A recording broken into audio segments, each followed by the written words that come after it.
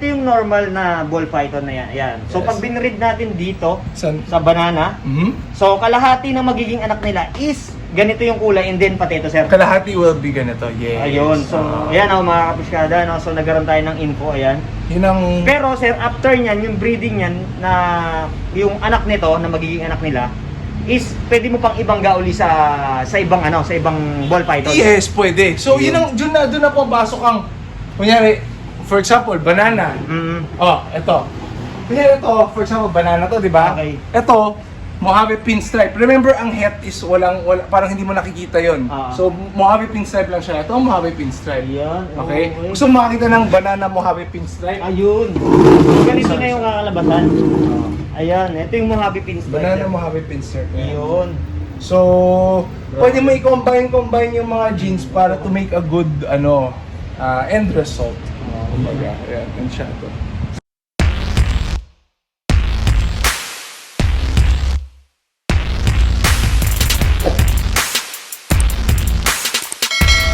Kailangan talaga mag-research, pero simple na naman, alam mo yung sa Punnett Square lang, simple biology.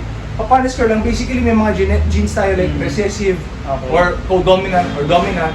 So napapasa lang sa anak natin as we know. Pero ang maganda dun is sa ball python, pag may nahuli sila, pag may nakita sila in the wild na kakaiba, itatry nila i-prove kung genetic siya para mapass on niya. So for example, yun ang favorite ko sa ball python. Ang gusto ko sa ball python is 1, maganda yung size nila, 2, napakabait nila, and number 3, napakadami nilang kulay. Sir, paano po ba yung tamang proseso pag maghahawak niyan? Kung kukunin niyo siya diyan mula dito sa enclosure? Ang maganda siguro mag-start tayo kunyari isang hatchling.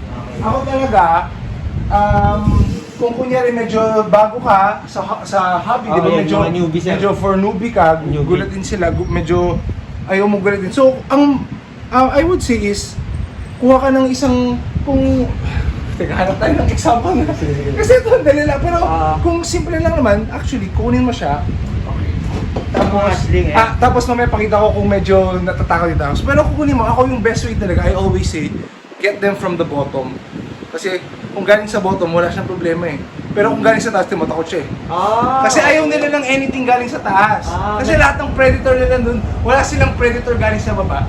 So hindi sila natatakot pag galing sa baba. O minsan gusto pa nga nila chin rub. Ayun. So, guys, no, ayan, isa na rin impormasyon no, kapag maghahawak kayo ng ball python, hanggat maaari dito kayo sa pinakailalim.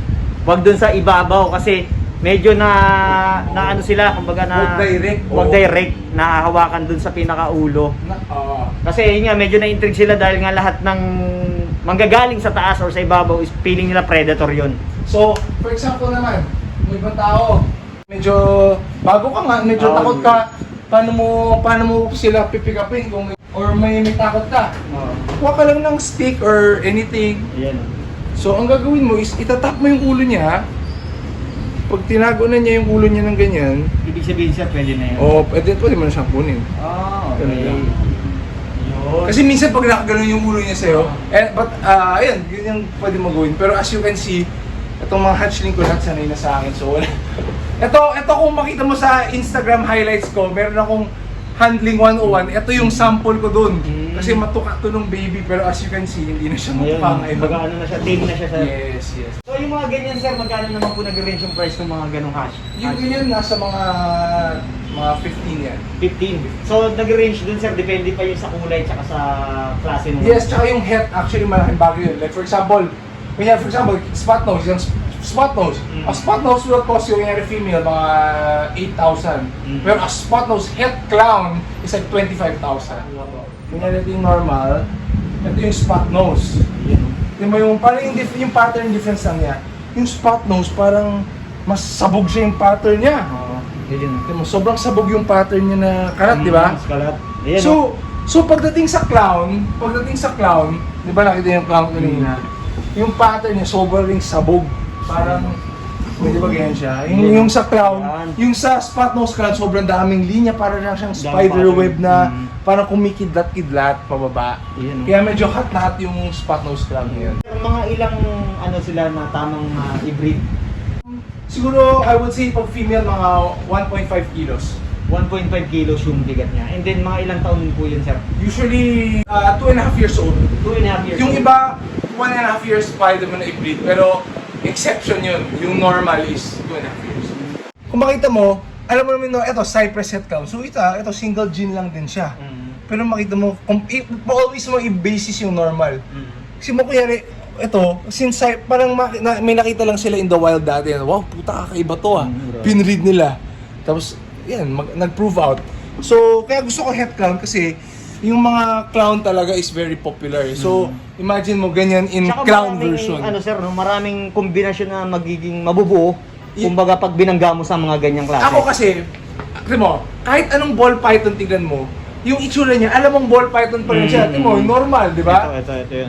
Di normal. Kahit ano itsura niya, alam mong ball python siya, tingnan mo. Yan, Ayan, oh. yan. Kahit gaano ka wild na yung pattern niya, kahit na ganyan lang yung pattern niya, alam mong ball pa... Ito, anong pangalan nito, sir? Five lang siya. Five So lang. imagine mo dati, may nakita lang sila sa wild na ganyan. So grabe to. Kakaiba. Imagine niyo guys, ayan oh. Hati yung kulay niya, yung pattern, grabe. Sobrang solid. So yun, pero maski na ganyan, alam mo pa rin siyang ball python. Mm. Pero, pag nakakita ka ng ganito, hindi mo na alam ball python ba yan? Oo, kasi ano siya, Iba hindi na eh. bihira mo na makita. Exactly. So Ayan. ako, ang maganda dyan, maganda sa clown, para na siyang bagong animal. Oo. Pero, lahat ng mga genes ng pong ball python compatible sa kanya. Oo. Tawag ko sa clown, hard mode. Hard mode. Kasi may parang kunyari, ikaw gusto mo ng banana enchi, ako gusto ko ng banana enchi clown. Mas mahirap yun. But medyo technical na ata yun, but basically kailangan both parents have the clown gene para makuha mo yun. Sa breeding naman sir, paano ba dapat yung tamang procedure pag mag-breed ng ball python? Ako kung tatanong, marami kasing opinion eh, iba-iba. Pero for me, ayun, pag taglamig na, salang, and then yung babae buffet. Kumbaga dapat conditionin nyo muna sir, no? Ako honestly, basta ako for me, hindi mo nga kailangan conditioning before eh. Kasi ang napansin ko, pag binread mo sila, dun sila nagugutom. Ah, okay. So, basta yung babae sakto lang, pwede na yun. Pero ito nga yung key. Pag sinalang mo na yung lalaki, tapos after na, tapos na, tinanggal mo yung lalaki, after, gugutomin na sila. Yung babae buffet. Kumbaga doon Huwag mo siya bitinin. Babawian. Oo, kasi kailangan niya gumawa ng eggs eh. Okay. Mahirap yun, di ba? So, talagang Kailangan talaga busog buffet. lang siya all the time. And makikita mo, kain siya ng kain. Kaya ako sa totoo, di ba? Ang 1.5 talaga is weight na okay sa akin. Pero for me, honestly, kahit 1.2 pwede na. Alam ba bakit? Kasi pag kaya November 1.2 siya, pagdating ng February 2,000 na siya. Walang problema, kain siya ng kain. Pero pag ayaw niya kumain, pag ayaw niya gumawa ng itlog, walang problema, hindi siya kakain. Eh di walang mangyari sa kanya. Kumbaga, no harm. No. Ano ba yung ginagawa yung breeding session yan, sir? Yung enclosure ba ng male, ilalagay nyo doon yung female or baliktad? But yung male, ilalagay mo sa female. Siyempre, gusto mo at home yung female. Okay, so yung lalaki, sir, for example, eto guys, eto yung mga female ni sir. So kung mag-breed siya dyan, kukuha siya ng male dito. Yeah. Ito yung mga male, for example, ayan, yung mga naka-label ng blue. So ilalagay niyo yung male dito sa enclosure ng female, sir, tama? Yes. Ayan, ito, ayan, ayan. Ayan. So ilalagay yan dyan. Tapos dyan, sir, pagka nilagay niyo siya dyan silang dalawa, mga ilang, hayaan nyo lang sila dyan, sir? Overnight? Or overnight is ano na, and then the next, sisilipin mo lang sila the next day. Paano po nyo malalaman kung nag-breed na sila? Nakalock. Ah, okay. Yung dalawang buntot nila nakalock. Ginagawa nyo siya every Once a month, once a month lang. Yes, once Pero a month. yung labas ng itlog nila, sir, is summertime. summertime pa. Kasi, yes, summertime talaga, which is sakto, kailangan nang i-incubate yung eggs, mainit. Ayun, okay. Ito naman, sir, pakita lang natin. Ito, sir, yung incubator nyo. Yes. Yan. So, bigyan nyo lang kami, sir, ng konting info dito. Okay, so incubator, kasi sa totoo, pag eggs, ano lang ang gusto mo is yung temperature niya steady. Okay. Kaya siya nasa incubator. So, ang gagawin mo lang, kung yari, nangitlog na si female, Okay.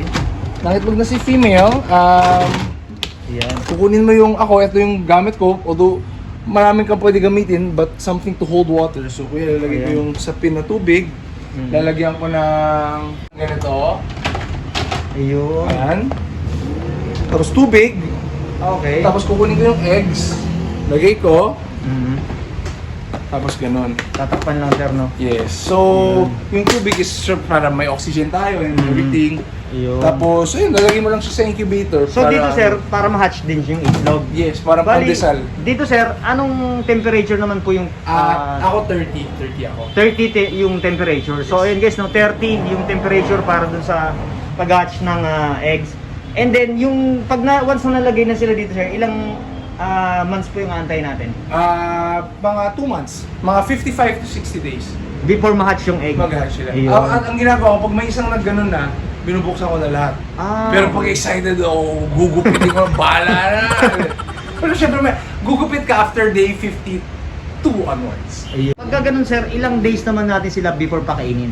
Yung ganun kaliliit. Okay. So, paglabas nila sa egg, mag-first shed sila. Ako, iniiwan ko lang sila magkakasama pa rin. Mm-hmm. Tapos, once na namalat na sila, after mga 10 days ng labas nila ng egg, isa-separate ko na sila.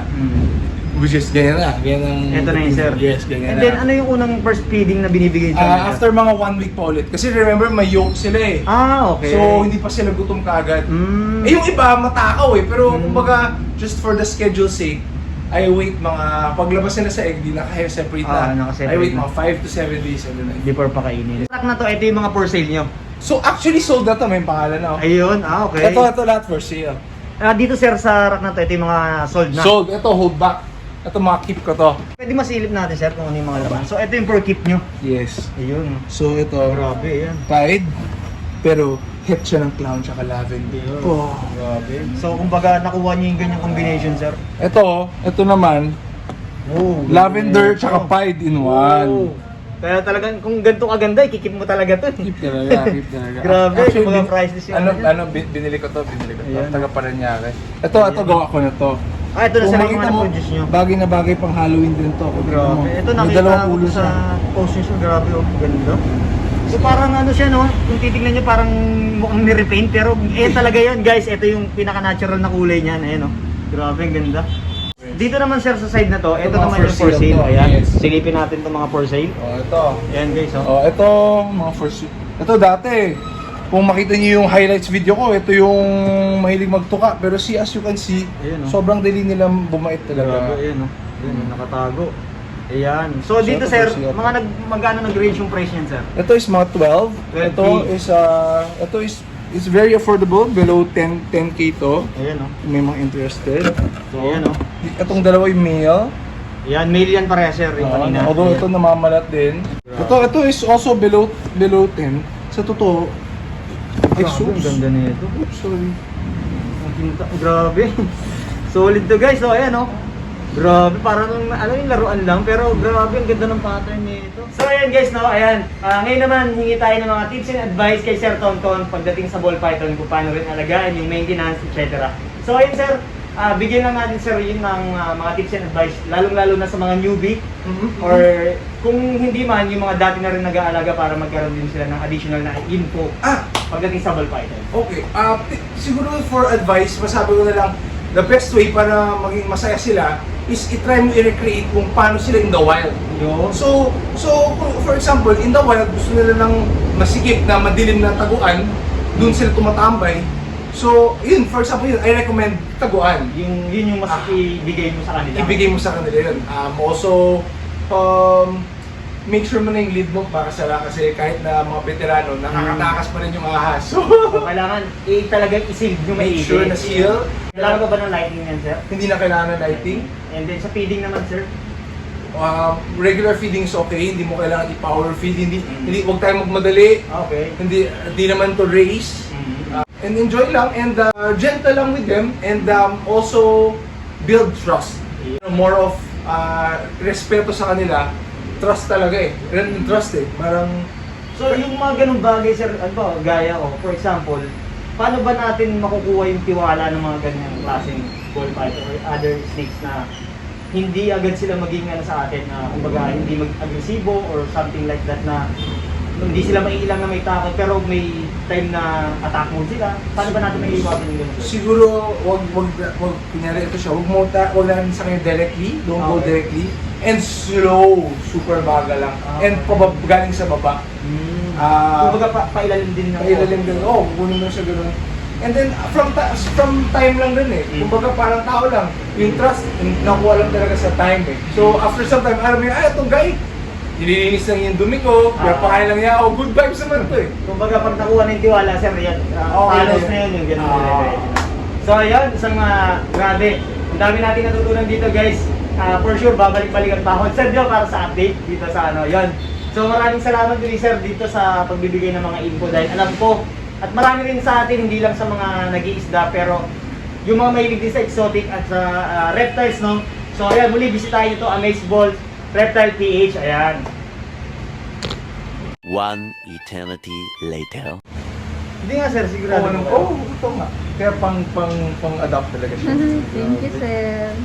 You know, so guys, hindi ko alam kung ano yung magiging feeling natin, pero grabe tong araw na to at talagang unexpected dahil nagbigay sa akin si sir, eto, grabe, hindi ko alam talaga kung anong sabihin ko, pero first time natin kasi actually pangarap din natin talaga to na magkaroon din ng ganito, so unexpected na dumayo lang tayo dito para ma-feature yung facility ni Sir Tonton, pero yun nga, grabe, sobrang salamat sir.